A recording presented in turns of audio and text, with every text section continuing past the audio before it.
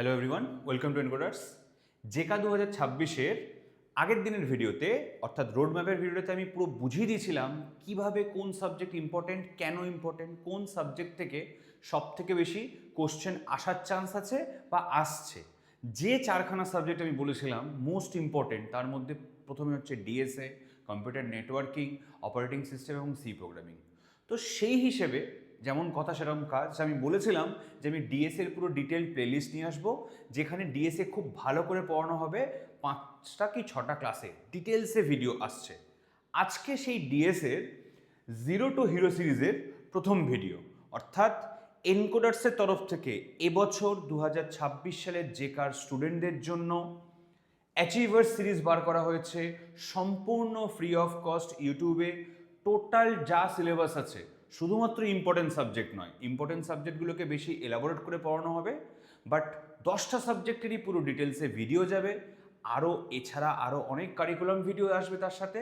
But আজকে থেকে যে সিরিজটা শুরু হলো তার নাম হচ্ছে জেকা 2026 zero to hero series achiever series by এনকোডার্স।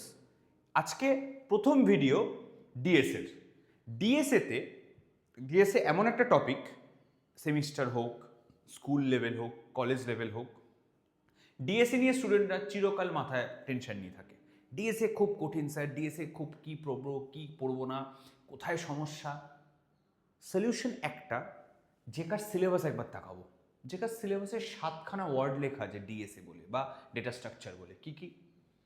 Searching, sorting, stack, queue, link list, tree, graph. Sir array নেই কেন, স্যার হ্যাশিং নেই কেন, জাস্ট টপিকের নাম লিখে দিয়েছে, কতটা কি পড়বো এক্স্যাক্টলি সেটা এই ভিডিওতে ডিসকাস হবে। প্রথম কথা, আমরা সম্পূর্ণ ডিএসএ বলতে পারো বা শুধু ডেটা স্ট্রাকচারও বলতে পারো, সম্পূর্ণ ডেটা স্ট্রাকচারকে আমরা 3টে প্রধান ভাগে ভাগ করব। প্রথম দুটো পার্ট হচ্ছে ডেটা স্ট্রাকচারের পার্ট, অর্থাৎ linear data structure and non linear data structure. আর লাস্টের পার্টটা হচ্ছে অপারেশনস। অ্যাকচুয়ালি ডিএস এর ফুল ফর্মটা কি? Data structure and algorithm. Sir একটু এক্সপ্লেন করে দেবেন ডেটা স্ট্রাকচার কাকে বলে? আবার র্যামে যখন কোনো কাজ হয়, র্যামে আমরা কম্পিউটার অন করার সাথে সাথে র্যাম অর্থাৎ প্রাইমারি মেমোরিতে মেন কাজগুলো হয়, যত প্রোগ্রাম যত সফটওয়্যার সব ওর মধ্যে রান করে। ওই কাজগুলো যখন হয় র্যামের মধ্যে, সেই র্যামে এমনভাবে ডেটাকে সাজাতে হয় বা অর্গানাইজ করতে হয়, সেইটাকে বলা হয় ডেটা স্ট্রাকচার। অর্থাৎ কিভাবে ডেটাকে সাজালে পরবর্তী সময় র্যামের মধ্যে রান করতে গিয়ে এফিশিয়েন্টলি ডেটাকে অ্যাক্সেস করতে পারবো, সেই অর্গানাইজেশনের স্ট্রাকচারটাকে বলা হয় ডেটা স্ট্রাকচার। ডেটাকে যে স্ট্রাকচারে সাজানো হবে সেই স্ট্রাকচারটাকে বলা হয় ডেটা স্ট্রাকচার। আর সেই এক একটা স্ট্রাকচার এক একটা রকমের, সেই রকমগুলোর আবার অনেকগুলো অপারেশন আছে। Searching, sorting, insertion, deletion, merging, reverse, এই সব মিলিয়ে data structure and algorithm. Sir algorithm মানে তো আমি জানতাম প্রোগ্রামিংয়ের ক্ষেত্রে ইউজ করা হয়। এক্স্যাক্টলি, তুমি যে ডেটাকে সাজাবে কম্পিউটারের মধ্যে, র্যামের মধ্যে ডেটাকে যে বোঝানো হবে পুরো বিষয়টা, সেটা কিন্তু সম্পূর্ণ প্রোগ্রামিংয়ের মাধ্যমে বোঝানো হবে। আর প্রোগ্রামিংয়ের মাধ্যমে ডেটা স্ট্রাকচারের অপারেশনগুলোকে বোঝানোর জন্য যেটা লাগে সেটা হচ্ছে অ্যালগোরিদম। তাই পুরো সাবজেক্টটার নাম data structure and algorithm. Data structure বলে দেবে কোন প্যাটার্নে কিভাবে কি করানো হচ্ছে, কিভাবে সাজানো হবে, কিভাবে ম্যানিপুলেট করা হবে, কিভাবে ডেটাকে অ্যাক্সেস করা হবে র্যামের মধ্যে। আর অ্যালগোরিদম হচ্ছে ওই অ্যাক্সেস করতে গেলে যে স্টেপগুলো ফলো করতে হবে বা যে স্টেপগুলোকে মানে প্রোগ্রামগুলোকে রান করতে হবে, অপারেশন করতে হবে, সেগুলোকে বলা হচ্ছে অ্যালগোরিদম। তাহলে ডেটা স্ট্রাকচারকে আমি দুভাগে ভাগ করব, লিনিয়ার ডেটা স্ট্রাকচার, নন linear data structure. Linear data স্ট্রাকচারের মধ্যে 4 রকমের ডেটা স্ট্রাকচার পড়ে: অ্যারে, লিঙ্কড লিস্ট, স্ট্যাক এবং কিউ। এই 4 রকমের ডেটা স্ট্রাকচার পড়ে লিনিয়ারের মধ্যে। নন লিনিয়ারে কি কি পড়ে? সাধারণভাবে গ্রাফ ট্রি, এছাড়াও আরও অনেক ডেটা স্ট্রাকচার আছে নন লিনিয়ারে, বাট ইন জেনারেল আমরা গ্রাফ ট্রিটাকেই ধরি। মোস্ট ইম্পর্টেন্ট হচ্ছে অপারেশন। এই অপারেশনের মধ্যে কি কি পড়ে? অপারেশনের মধ্যে পড়ে সার্চিং, শর্টিং, হ্যাশিং। রাইট? এবার তোমরা একবার সিলেবাসটার দিকে ভালো করে তাকাও। সিলেবাসটার দিকে তাকালে দেখতে পাবে সিলেবাসের মধ্যে কিন্তু তোমাদেরকে দেওয়া হয়েছে searching, sorting, stack queue, link list, tree, graph. Link list, stack queue, graph, tree, searching, sorting. অর্থাৎ হ্যাশিং আমরা কোনোভাবেই পড়বো না, এবং গত 4 বছরে টোটাল ডেটা স্ট্রাকচার থেকে 50 কি 52টা কোশ্চেন এসছে, সব মিলিয়ে 4টে বছর মিলিয়ে। অ্যারে কিন্তু কোনোভাবে ডেটা স্ট্রাকচারের মধ্যে পড়ছে না, কারণ সি প্রোগ্রামিংয়ের মধ্যে অ্যারে পড়ানো হচ্ছে। তাই অ্যারেটা আমরা ডিএসএতে পড়বো না, আর কোথাও কিন্তু কখনো হ্যাশিং থেকে কোশ্চেন আসেনি গত 4 বছরে, এবং সিলেবাসেও লেখা নেই। তাই আমরা হ্যাশিংটাকে বাদ দেবো। তাহলে স্যার আমাদের পড়ার বিষয় কি ডেটা স্ট্রাকচারের? ডেটা স্ট্রাকচারে আমাদের পড়ার বিষয় থাকবে link list, stack, queue, graph, tree, searching, sorting. এবার প্রশ্ন হচ্ছে, স্যার এগুলো ছাড়া কি ডিএসএতে কিছু জিজ্ঞাসা করেছে? অবশ্যই এগুলো ছাড়া আর একটা পার্ট আছে, যে পার্টটা থেকে বারে বারে কোশ্চেন এসছে, সেটা হচ্ছে টাইম কমপ্লেক্সিটি।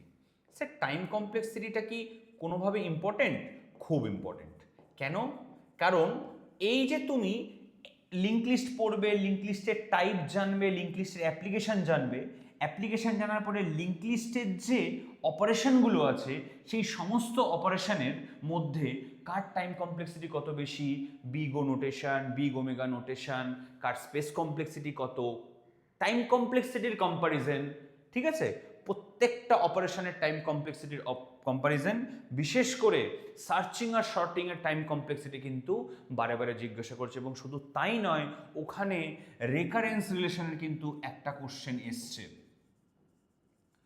রেকারেন্স রিলেশন, যেটা সাধারণভাবে ডিএতে পড়ানো হয়, সেখান থেকে কিন্তু একটা কোশ্চেন এসছে। পুরো 4 বছরের প্রিভিয়াস ইয়ারে 50টা কোশ্চেনের মধ্যে একটা রেকারেন্স রিলেশনের কোশ্চেন এসছে, টিএন দিয়ে কোশ্চেনটা ছিল, রাইট? ওটাও ডিসকাস করিয়ে দেবো আমি। অর্থাৎ আমাদের কি কি জানতে হবে একবার দেখে নিই। আমাদের জানতে হবে ডেটা স্ট্রাকচারগুলোর, প্রথম ফার্স্ট কাজ ডেফিনিশন। আমাদের ডেটা স্ট্রাকচারগুলোর ডেফিনিশন জানতে হবে। ডেফিনিশন। সেকেন্ড হচ্ছে ক্যারেক্টারিস্টিক্স, অ্যাপ্লিকেশন, কোথায় ব্যবহার করা হবে, এবং কনসেপ্ট। নেক্সট আমাদের জানতে হবে সেই ডেটা স্ট্রাকচার, ধরো লিঙ্ক লিস্ট যেমন 4 রকমের, কোন লিঙ্ক লিস্ট কোথায় ব্যবহার করা হয়, অর্থাৎ টাইপ, খুব ইম্পর্টেন্ট। ফোর্থ হচ্ছে টাইপসের আন্ডারে যত অপারেশন আছে সব অপারেশনসগুলো জানতে হবে, সেই অপারেশনসগুলোর মধ্যে কম্পারিজন জানতে হবে, আর তার সাথে টাইম কমপ্লেক্সিটি মেজারমেন্ট। অর্থাৎ কোনো একটা ডেটা স্ট্রাকচার, ধরো লিঙ্ক লিস্ট কাকে বলে, লিঙ্ক লিস্টের কি ক্যারেক্টারিস্টিক্স, অ্যারের সাথে কি ডিফারেন্স, লিঙ্ক লিস্ট কোথায় ব্যবহার করা হয়, লিঙ্ক লিস্ট আসলে বিষয়টা কি হলো। দেন লিঙ্ক লিস্ট কত রকমের, কোন রকমগুলোর মধ্যে কি কি টাইপ আছে, কি অ্যাপ্লিকেশন আছে, সেটা জানতে হবে।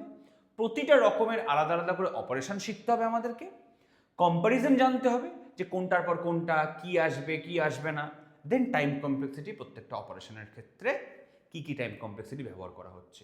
এরকমভাবে আমরা সিলেবাসের মধ্যে যে টপিকটা ডিটেলসে দেওয়া আছে, অর্থাৎ searching, sorting, stack queue, link list, graph, tree, আমরা প্রথম শুরু করব যে টপিকটা, সেটা হচ্ছে লিঙ্ক লিস্ট। সম্পূর্ণ লিঙ্ক লিস্টের যা ডিটেলস এখানে আমি লিখলাম, অর্থাৎ একটা definition, characteristics, type, operation, comparison, time complexity, application and concept, পুরো লিঙ্ক লিস্টের সবটা আপকামিং ভিডিওসে আসবে। সেরকম করে পরবর্তী ভিডিওসে স্ট্যাক কিউ আসবে, দেন গ্রাফ ট্রি আসবে, দেন সার্চিং শর্টিং আসবে, এবং পুরো ভিডিও রেসপেক্টে যা পড়ালাম পুরোটা মিসলেনিয়াসভাবে রিভাইজ করে দেওয়া হবে।